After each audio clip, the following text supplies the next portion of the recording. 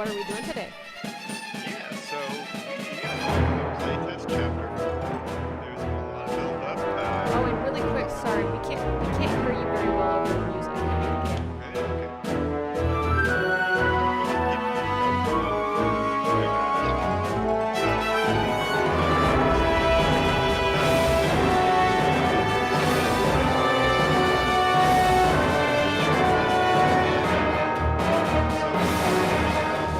I'm actually gonna pause it real quick. Sorry. The music is still really loud. Let me see if I can turn this down. Oh, it's still playing the music? Turned it off.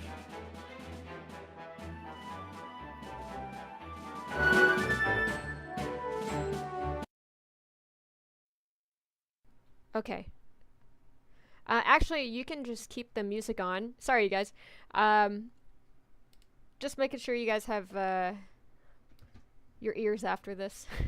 I mean, I may as well leave it off until we're actually testing. Yeah. But yeah, let's go ahead and you can turn on the music again if you'd like, just for the Okay. game. I think it's fun.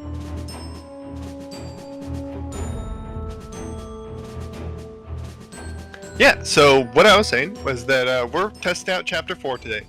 We've got a whole bunch of things. I've prepped the chapter a little bit. It might be a little rough, might be forgetting a few things here and there, but for the most part, I got it prepped in a way that I think will work well. Let's going to be taking notes on all the bugs that we notice, and I'm just going to play as far as I can until either it crashes or we manage to get far enough that we're done. So hopefully we'll be able to spend the whole Wreck-It Wednesday just playing through the map, but very likely something will go wrong, so we'll just see. To kick things off, this will probably be one of the first times some of you see the prep menu, so it's pretty bare bones right now, but that's because there's a lot of things that you can do. So I recently just placed all units into the ships, so that worked swimmingly. So the ships are all loaded up with units. I've got my flyers deployed, and Rianne has her Rook darts, along with 2 of her supporting units here. And let's get a look at what we're up against. So you'll notice we've got quite a few flyers, but they're up against a lot of flyers. So this may be too many. We might get absolutely devastated by these guys because they've got Rook darts as well. So they might do some nasty stuff, or they might not use them. We'll see. They've also got some boats that we're going to be facing off against, so it's a good thing that we brought all the things that we can. We've got 2 allies here that are going to be joining us in the battle. I managed to get one of their ships because I agreed to help attack the beaches with them, as opposed to sending Rook down here, which I could have. I could have sent all my Rook down here to fight these guys and make a distraction, but I agreed with Lord Theris that we should keep all of our forces in one place. And so he gave me a whole ship full of units, which is pretty sweet. There's just a few defenders hanging out here. They won't be doing much, but this is the mainland and what they're going to be defending. So let's give it a roll. I'm going to save the game real quick, and then we're going to start the battle. And hopefully, the scenes that I set up actually play too.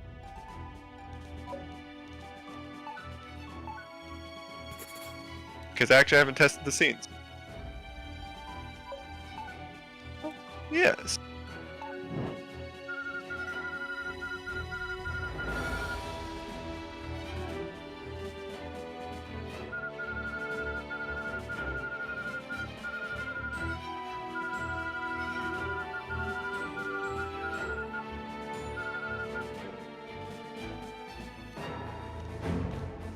And here we go.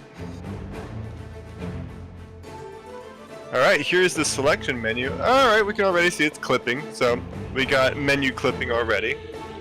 So if you could write that down, we've got carry unit menu clipping. We want to move the ship, so we're going to move the ship.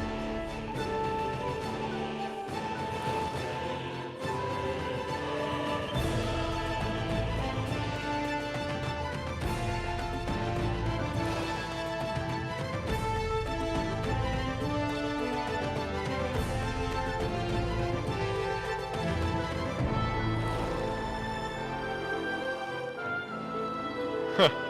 Okay. One of these guys has Shole's sprite. Not sure why.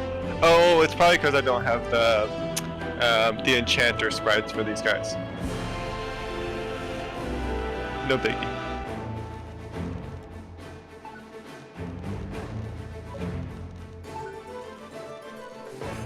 And I'm gonna change your volume real quick here. Sure.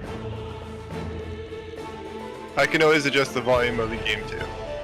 Nope, I think the game's just fine. I can control it on my end.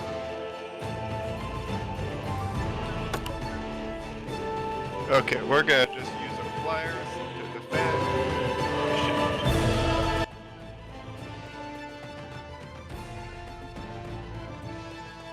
Alright. Get up in these guys' faces, but there's too many. So we're gonna see if we can draw them in.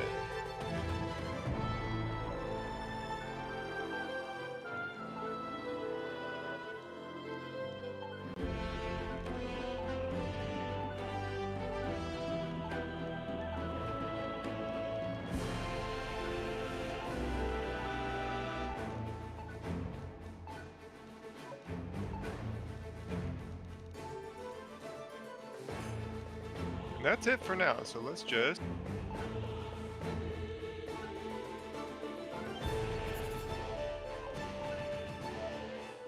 Hey, the phase didn't change. Ain't that wonderful? Well, we got our first bug. Not sure why it didn't switch phases. Well, I'm afraid we gotta close it down now. Good thing we saved though. Okay, well, let's find out why that didn't work.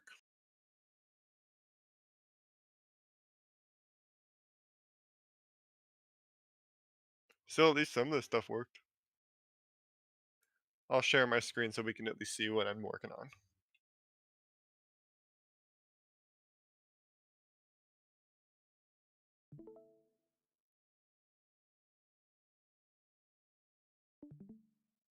Okay, so that probably means if we go to the chapter, there's somebody whose phase wasn't set correctly.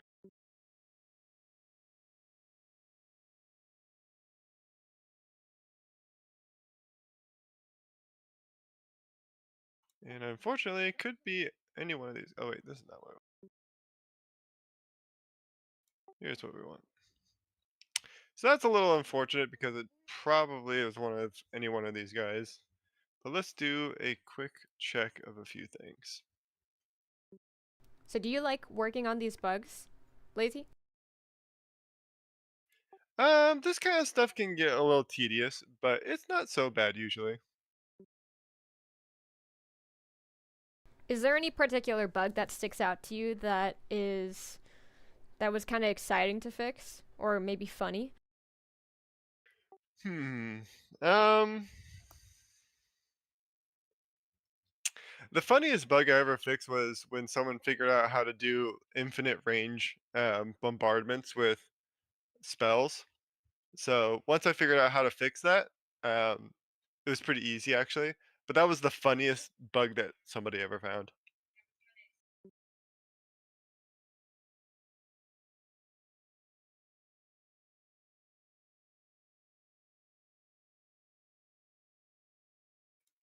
So what we can do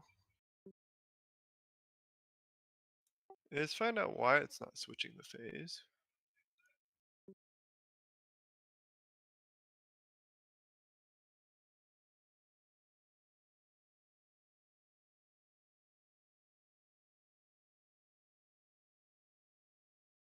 Because Hello, it's hello, pretty welcome to the unusual. chat. And if you have any questions about Lords of Nysera, or really any questions, we're gonna try to answer them as best as we can.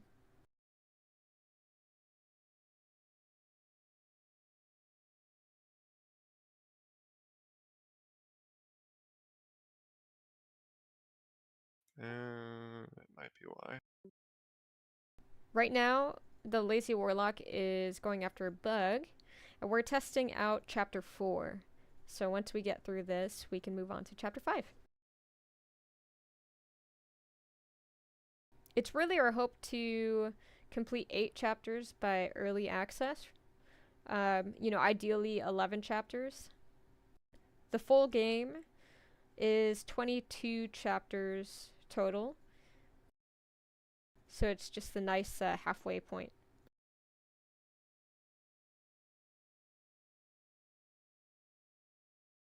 Okay, so those guys have all the right phase information. Let's check on the Veltwinnie.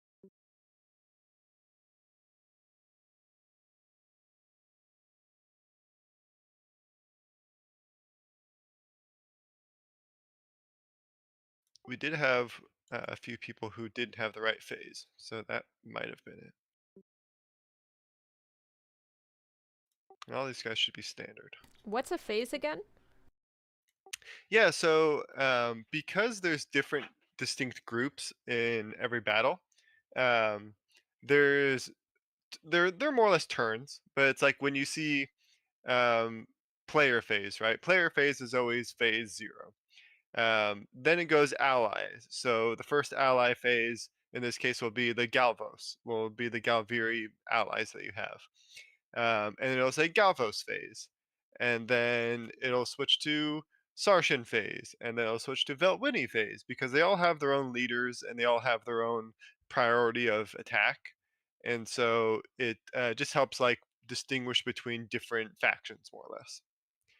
So I could have just done enemy phase, player phase sort of thing, but it was more fun to. It's kind of a callback to Fire Emblem 4, which had a similar system.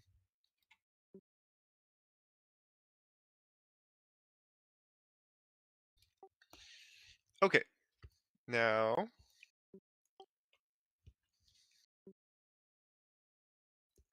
I think it might have been these guys here because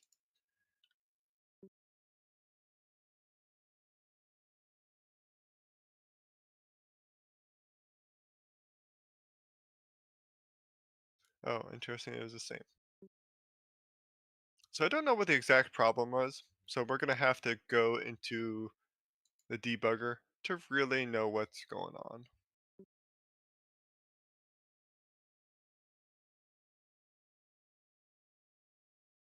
Thankfully, I saved right before it, so we'll know. Hopefully pretty quick. Yeah, so um, I should have maybe tested out a little bit before this point to make sure just like these early steps didn't go wrong. But so it goes. That's what Record Wednesday's for. We were hoping for a perfect playthrough, but it just wasn't going to happen.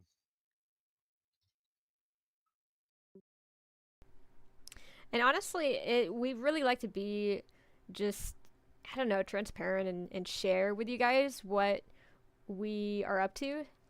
I mean, this is kind of Lazy Warlock's day to day. So if you ever want to step into the industry or just see what it's like to make a game, this is it. Day in and day out, you're testing things and seeing what works, creating new things. He does all the art for it too. There's a lot that goes into it. So we're just glad we could share with you guys. Ooh. We had a bug pop up, a crash. What's it not like?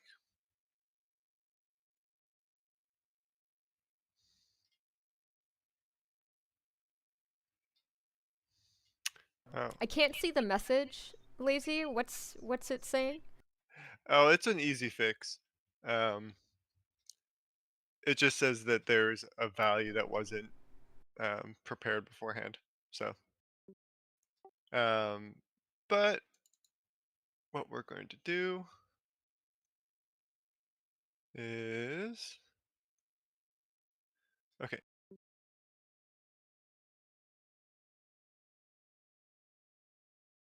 So this is a bug from the new morale system. Oh. Yeah, if you But guys haven't checked out the video, we created a morale system vid. I believe it was our last one where we talked about morale, birds, and boats. yep, so that bug there was just I had incorrectly named the value that changes the morale by. So it was checking for when someone's defeated. It says death morale is what it was called, but it was supposed to be base morale. So um, if they're a leader, then if you defeat a leader on the enemy team, the normal amount that normally you would get from defeating an enemy from morale changes is amplified by a lot. So I used the wrong name for doing that. So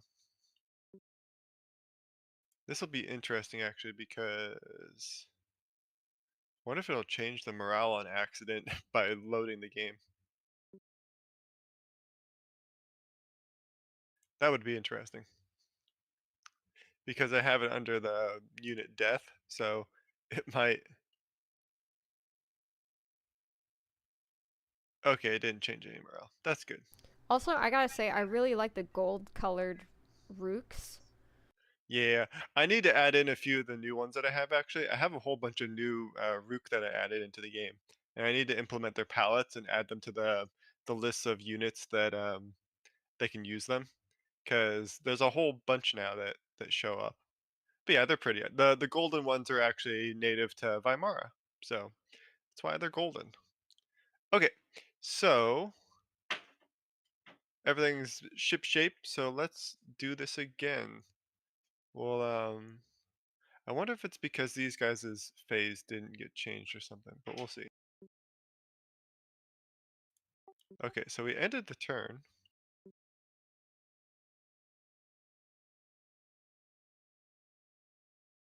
Oh, but we didn't do it with a debugger. Weak.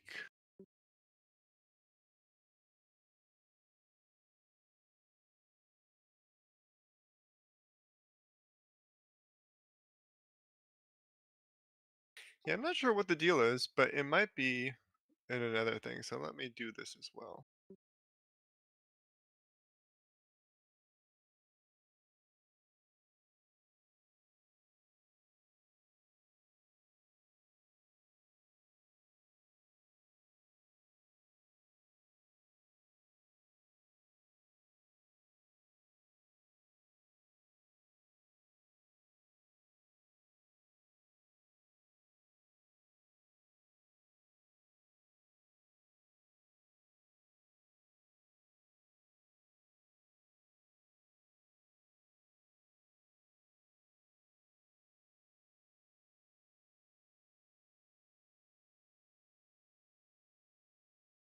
Okay, so we should.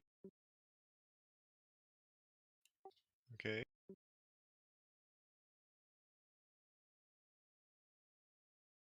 All right. So phase enabled, moving, scene active, scene timer, stepwise.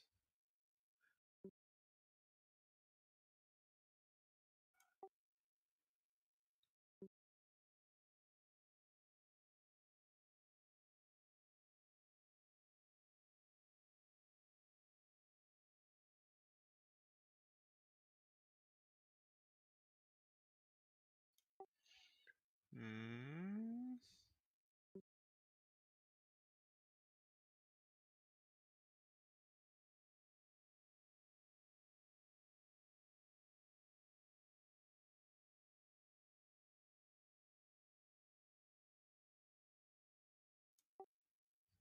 transition between phases.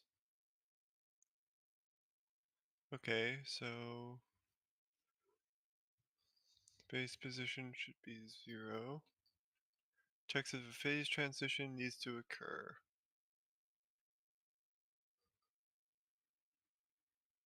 That's how many units of the current.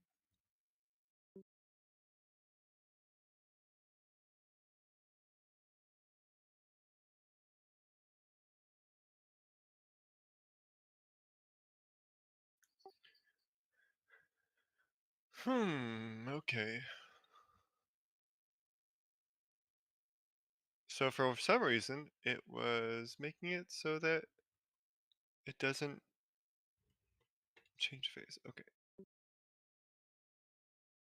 That's a little weird, because usually doesn't have any problems, but it might be due to all the added units. So let me test something out really quick.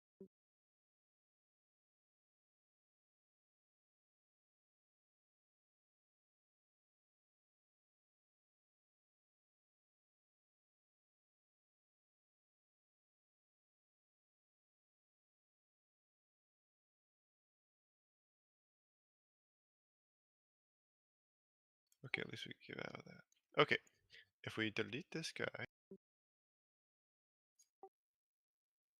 Yep, we definitely took a hit to morale because we deleted a whole ship full of people, but okay, that didn't fix it either.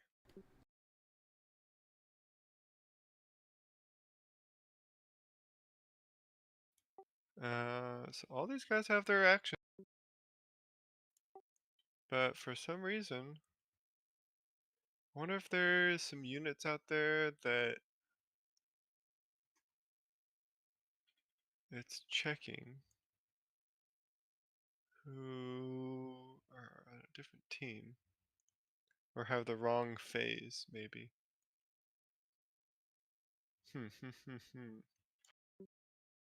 Okay, so if we go back to this, which it seems weird that would happen, of course, because if unit phase equals unit team phase.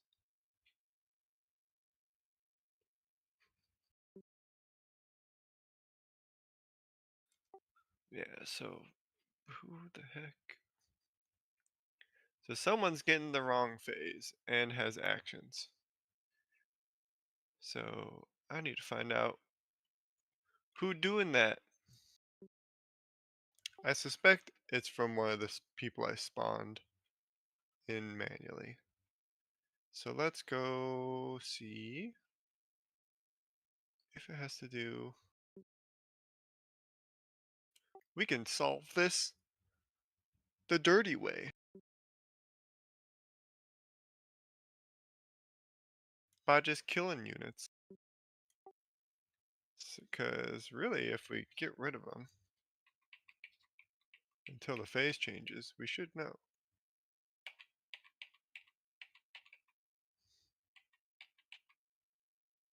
Not those guys. Not those guys. So who the heck? Who the heck is it? Is it not giving a face to these guys, maybe? Ah, okay. It was the boat people. Lazy, the boat people. Yeah, so I had added some units to these boats, but I think I didn't set the correct phase. So, What? Okay, what the heck is a phase? okay, so when I create a unit in the game, so like you literally just like create a unit on the map, right? Okay. You have all these things that you have to assign them. You assign them the class that they have, the equipment list that they get from, Okay. what nation they're a part of, right? You also assign what team they're a part of. So the team refers to like how their like alignment towards you, right? Enemy, ally, neutral. Phase refers to just when their turn comes up. So their team's turn pops up. Now, if there's a conflict between phase, say example, all the players' phase units are phase 0. You always go first, and every time it's phase 0 in code, it means you're controlling your units. However, and this is a bit of an oversight from like some old code, um, the phase controller checks when you're done acting. So if you're done using all of your actions, it moves on to the next phase. Similarly, if all the units of a phase use all their actions, they're done moving, attacking, etc., then it moves on to the next one. The problem is if I accidentally make an enemy who has a phase of 0, for example, um, then the phase controller thinks, oh, well, the player hasn't used all their units yet, and the controller that I have, that like when you press the end turn, typically what it does is, as opposed to like forcing a phase change, what it does instead is just take all of your units and say they've used all their actions up. So they use all their actions, the turn ends.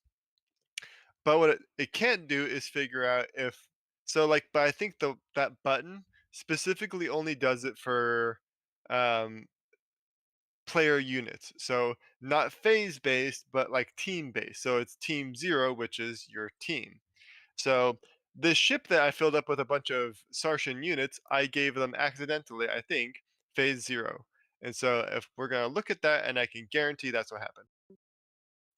So let's go to our workspace. We're going to look up the scene. So hold on. So you're saying that the phase 0 is supposed to go to someone else?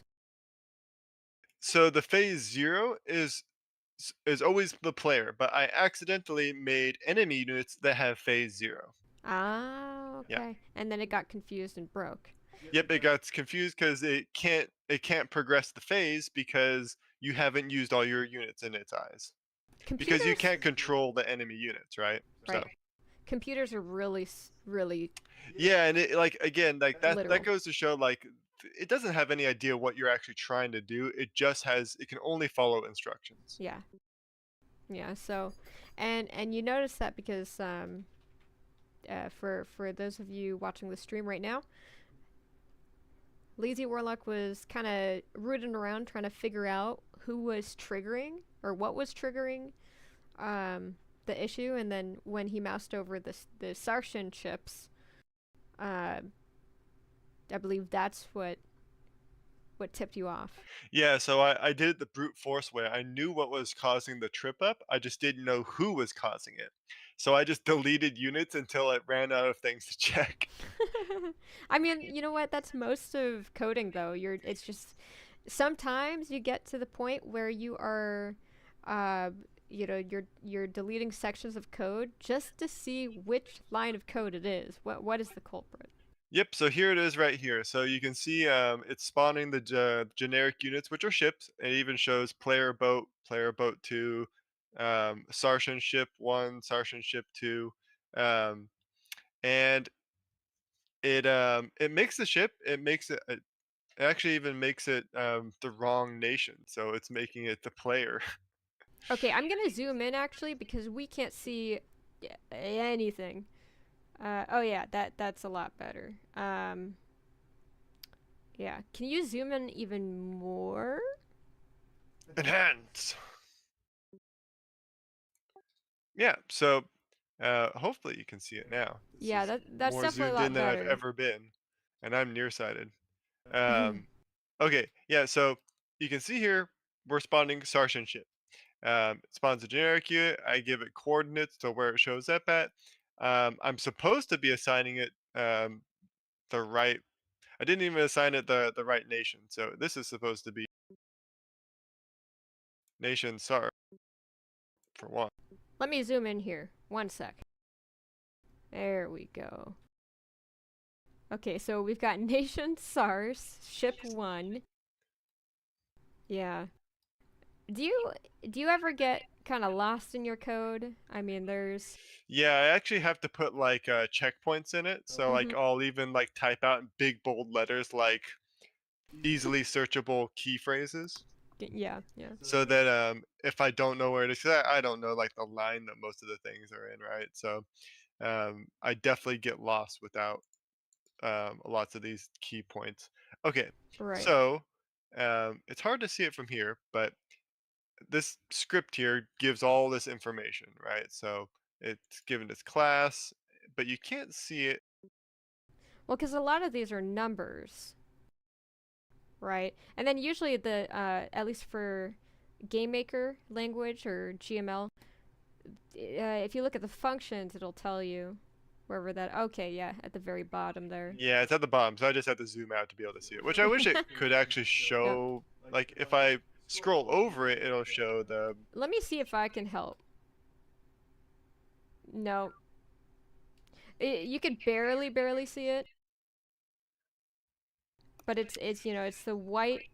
It's one line and it's right underneath all of that. Okay, yeah, that's a lot better. Yeah, so uh, when you make a script, it'll show you all the variables you need to include in that script. Um, and one of them, so you can see there's the location that they show up in, the group that's actually nation, gender, class, team, phase. Phase is where we made the boo boo. Um, Euphas. yeah, UFAS. And then level, equip type, AI style, AI priority, AI value 1, 2, and generic ID. Cool. So And then I know you're in the middle of solving this, and No, And I essentially have solved it by knowing what it is. So go okay, ahead and ask whatever we like. okay, all right. So can you take us to the function, like where you define this in the code? Because I don't think anyone's seen that before. Yeah, sure. It's one of the most used things in the game. So let's take a look. And then, of course, as usual, you'll have to zoom in quite a bit for us, but yeah, it's kind of neat to just see little bits and pieces of just what makes the game.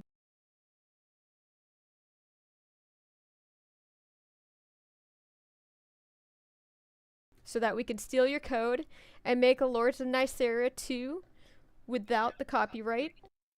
Yeah, it'll be the Scions of Nisaro. Scions of Nysera. Uh, Okay, so I'm gonna zoom. I mean, So people already have alternate names for Lords of Nysera. When we first kicked off the game at the convention, I'd swear we came away from the convention with like 6, 7 different pronunciations, and then like uh, I unfortunately have forgotten a lot I of mean, great one ones. thing's for sure, like there's people are gonna be talking about the game at some point, right? Like even in small talk and small like streamers, hopefully, right? And people are going to be discussing it, and they're going to say names in the game and be like, "Is that how you pronounce their name?" Actually, I'm not sure because like so much of it is in my head, right? And I just like assume that this is how you pronounce this name. But then when people actually start pronouncing it, who know a little bit about grammar uh, and actual English pronunciation, it's gonna be like, "Oh, yeah, it doesn't sound as cool when it's said that way." Right. And then you know what? Another one of the games that so it as I'm typing in Lords of Nysera into Google, I will get Lords of the Fallen, I think, or Lords. Yeah, that one pops up a lot. Okay, yeah. And then I started getting ads for it, and now I just get Lords of Nysera and Lords of the Fallen ads. It's not too bad. It's actually quite interesting. I'm like, But okay, we're gonna go over what this command here is, since Lilith has requested that we talk about it. yes. So this is a pretty significant script because what this does is this creates a unit. So I could, if I really wanted to, drag a unit into a map from here, drop it onto the map, and then go into that unit on the map and define all of their variables by hand if I wanted to, actually. That would suck though, obviously, because I'd have to do that for every unit, and I'd have to like it'd just be awful. So instead, I have this helper script. So this helper script, it can only be done in code, but it can technically be done anywhere. Um, and what it does is you just feed it exactly what kind of unit you want to create. So it's going to do this. It's going to say, okay, I'm going to create this generic unit. Um, which it does right here. It just instance create, and it gets the location on the map based off of the tile location you give it. So you don't give it an XY coordinate. You kind of give this like halfway XY coordinate because Game Maker can only have 16 arguments in a script. And so I maxed it out and I had to condense the X and Y value down to a tile value. So that one's a little odd. So that's what it means by U location. Um, and you'll see every time I use it, it's like this combination of width of the map and the height of the map. Anyways, it creates this unit. It gets that instance here. So once it makes it, it can return that specific unit. And so we say with that unit. So now we're looking into that unit's code right now to define values. So it's going to give it wherever it's currently moved to, where it was last. Um, it's going to give it IDs, which a lot of this is just instantiating things. But it's a generic unit, for example, so it doesn't have a unique ID. So there's not going to have a special portrait or anything.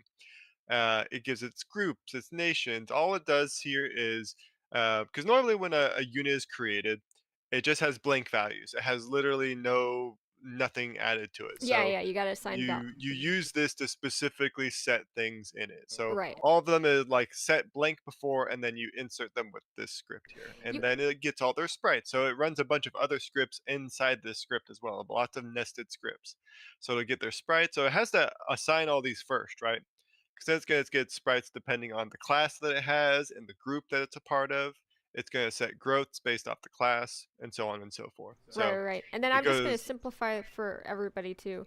So you can kind of imagine a function like this is going to just automatically do stuff you don't want to do manually. That's really all it's doing.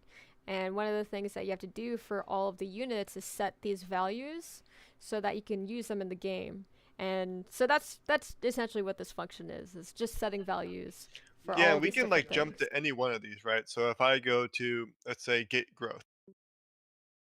Yeah, and some of these are optional too, right? Because, like, for example, if you're trying to set a unit that doesn't use something like a mounted, attribute or something, or like it's Right, not a yeah. So boat. it all depends on lots of these stats set beforehand, or their class mostly, right? So like in the simplest form, get growth just gets their stat growths. And it does it based off of their class. So it'll just say what's their class. It goes through this big list, finds out which one it is, and then here's another nested script that says set growths. So it'll just put them all in. And I just have a spreadsheet that I use to check all these values and make sure they're balanced between the classes, right? Um, and then I just copy paste this in here and set it all up so you can see it gets it for everything, including for the trebuchets, the ballistas, everything, right? So then it'll once it's done with that, it hops back into this, and then it'll go through all these things. So what about like gets unit skills? This one's a little more complex. And then also when you're zooming out like that, uh, just to translate a little bit, when he's like right clicking doing this mumbo jumbo, it's some kind of variable or function that exists elsewhere in his project, and so he'll right click and then it takes you right to what he's been calling scripts. So, but Yep. we do have only 12 minutes left, and we always challenge ourselves to fix something before the stream ends. So, let's get right into fixing it. And then a little, I don't know how you're able to do this, Lazy. You're great at this, but he's always able to showcase towards the very end. So, yeah, let's get on to it.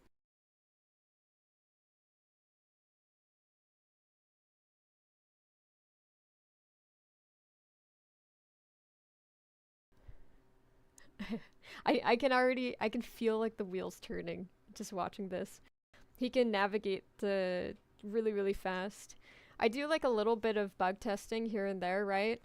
Um, it's a little bit harder because I code for a living, and then coming home to code some more can be intense. But this guy right here, he just goes through his project like um, lightning speed. I always have to tell him to slow down to show me things. Okay, we're back at this here. Let's make sure the ships are at the right phase.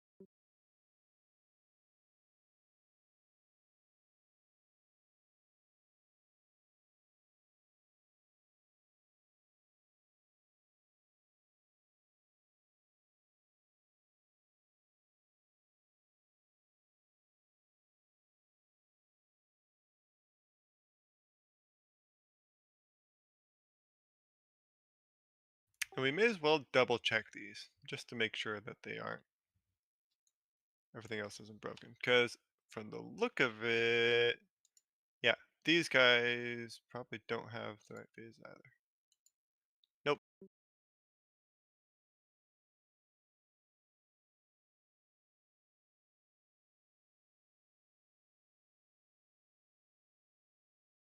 See, again with the lightning fingers, I have to go through each function, just me being the the wife intern, I guess, something, and interpret for myself which each thing is. But he's very lightning fast at it. I kind of just like watching these streams myself, even though I'm obviously part of it, because I feel like I learn about his project a lot when I do. Okay, so we got the ships fixed here. Let's really quick double check to make sure these. Okay, so that has the right phases. That has the right phases. I think. Yeah. Evallon, Evallon, Sarsen ship, Sars. Okay. We ready to test? Ideally, that should fix it. It won't fix it in, unfortunately, the save that I had because it can't. I can like hot fix a save, but that requires a little extra work. But which I will actually do to continue testing it later. But I don't want to waste time on that right now. What we're gonna instead do is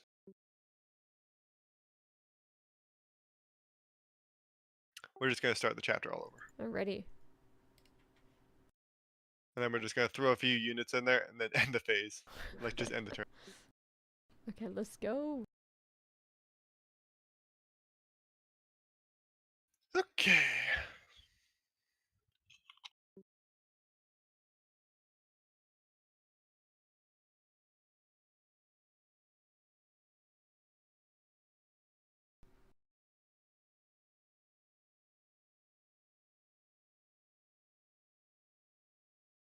Thanks everyone for being patient and just waiting for me to figure out these little bugs. But what I'm gonna do is I'm going to record the playtest anyways. And so I'll probably upload the playtest to see what folks think. At least parts of it. I won't show parts where I lose and I die and stuff. Okay, so this is actually kind of neat because we can show a little bit of how this dialogue system changes up events. So these lords, they deliberate about yada yada yada how we should fight this battle. And these two big lords here, Riza and Theris, they're going to do their own things. But you get to decide how you do your battling. So last time when I was prepping this, I said to join Theris. So I said, join the main fleet of ships with the Galveri to take the beaches. Or I can do lead a secondary front by air to infiltrate the Sartian mainland. And we're going to do that. And then Riza feels all cool because she convinced you. And when it starts, this time she's going to give us a whole bunch of Rook flyers. So if we look at the map,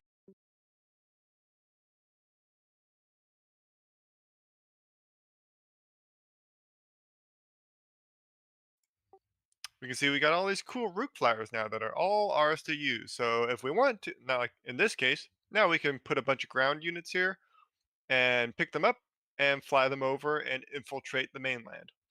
But we didn't get the ship full of units this time.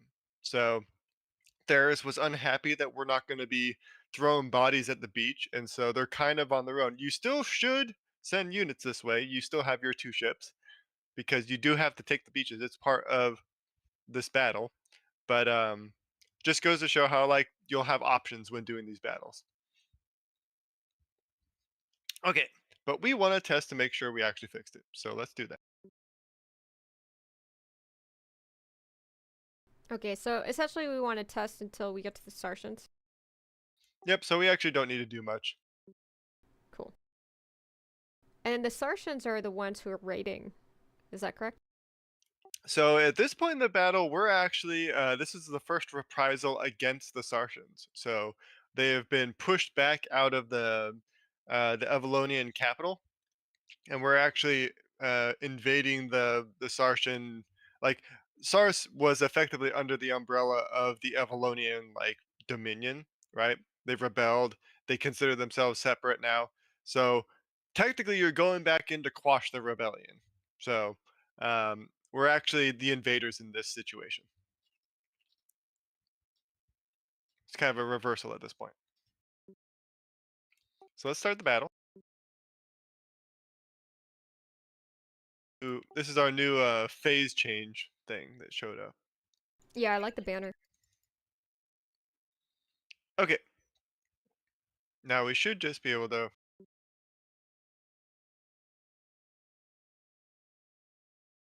You can see, so if you don't load up your ships with many people, they can't move very far. Oh. Yeah, because they're poorly manned, right? So you can't run a ship with only one person, and so you gotta have enough people to move them. So that's good enough for now. Hey, okay. Whoa, it got real slow.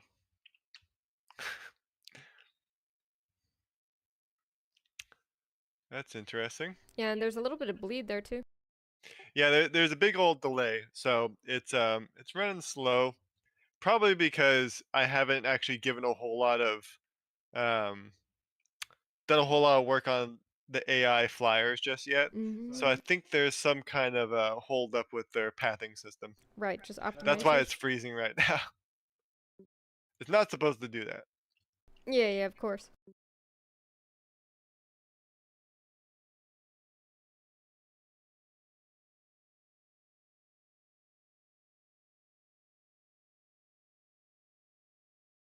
that. Yeah, it's not happy. Ooh, look how far you shot. They're already getting into fights with these rook flyers over here. I do need to do a little bit of work to add in like a guarding AI so that they will pretty much defend the ships. They won't fly too far away from them. Because like in this case, they're just like I just have them with basic like attack nearest AI right now, and like you see, these guys they're moving real slow. I don't know what the deal is, so this is gonna be another thing I have to debug. At least we got the phase to change. Yeah, I think it just froze. Oh boy, lots to work on. Okay, we're we're gonna we're gonna abort this one for now because it froze. Well, we discovered a second bug, but we resolved the one that you had started with in the very beginning. So, and that's what we always do. Cool. At least we got the battle to start. Sometimes it doesn't start. So that was less progress than I wanted to make, but that's okay. Uh, Okay, well, since we've got about 7 minutes, we usually take questions by the end. So I'm going to actually look at what's happening real quick. I actually have a question for you. So, you recently played a game that was essentially a ROM, and I don't know if you finished it or not, but I know that you were kind of like uh, taking just note of things and what you like, what you disliked. Yeah, so the game I was playing was Vision Quest, which is a ROM hack of Fire Emblem, the Game Boy Advance games. And yeah, I was just taking note on just like changes they made, as like because it's made by players, right? It's not made by the developers of Fire Emblem, right? They're purely fans. Right. And so I was taking note of kind of like if a fan makes a game, what do fans want, right? It was made by like a pretty small team, and they're all volunteers, right? So it's purely passion project. And the angle they took on the game was really interesting. So I definitely took notes on like how they designed maps, how they did the storyline, how they added in like bonus stuff and just like fun little side content that I wasn't used to. For example, with Fire Emblem, there was lots of little cute little goofy things they added into the game that weren't like corny. Like sometimes they were a little corny, but they were fun in their own way, right? It helped change up the pace of things. I still have like some small criticisms of the ROM hack in general, but Well, otherwise naturally. it was a good experience, like seeing what a fan makes, because I'm essentially a Fire Emblem fan making my like super fan game, right? My like maxed out fan game of Fire Emblem from a Fire Emblem nerd. So I wouldn't say that. So I think you can take inspiration from it, but if you look at the landscape of TRPGs that exist, then you would have to say a lot of things, took inspiration from that. It might have been the start of a major part of the industry and today remains a leader, but it is definitely a genre that's uh, well loved, and I mean there's new titles coming out with their own flair of doing things, and that's what you're doing.